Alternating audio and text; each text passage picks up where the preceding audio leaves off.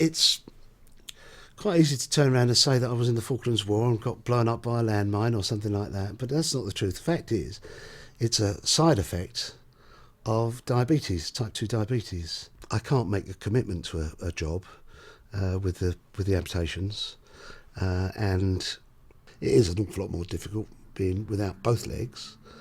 But that's really when the occupational therapy side of it kicked in.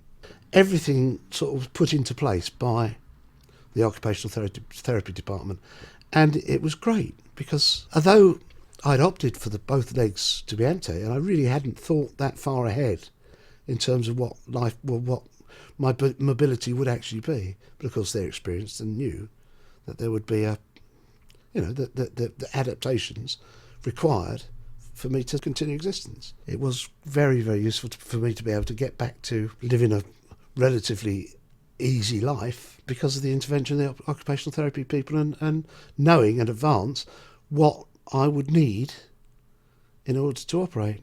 To a certain degree, I think I probably did realise that having both legs amputated would be far more difficult than the one in terms of day-to-day living in the home. And that was where occupational therapy were able to offer guidance and help in making the adaptation. But also when it came to the conversion of the bathroom, it was an occupational therapist that comes and has a look at the situation that you have and makes the recommendation as to what your actual needs are. Therefore, the occupational therapist was able to say, the bath that you've got in there is no use to you at all, so that needs to be converted into a shower. And because the size of the bath, things like that, the easiest thing to do is, rather than put in a cubicle, is to make it a proper wet room.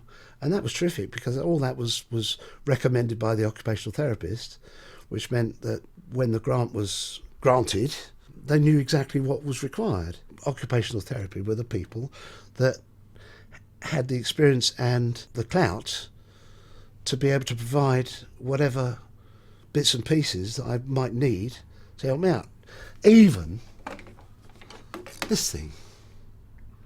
Now you might think, well, so what, that has been a tremendously useful tool, and it was given to me by the occupational therapist in hospital. That and a back sponge.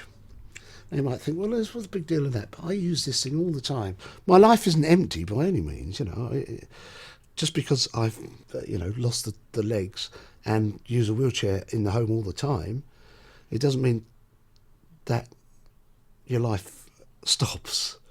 In fact, in many ways, it's a lot better. That sounds crazy, but it's true. If you have an amputation, you have to rethink your life to carry on doing the things you need or want to do. If you're having problems getting out and about, for example, an occupational therapist can help.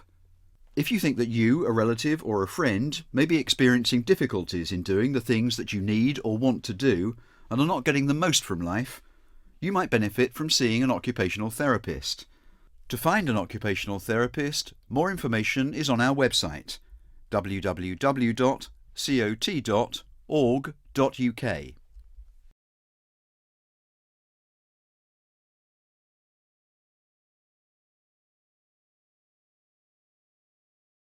Occupational therapy, helping people to live life their way.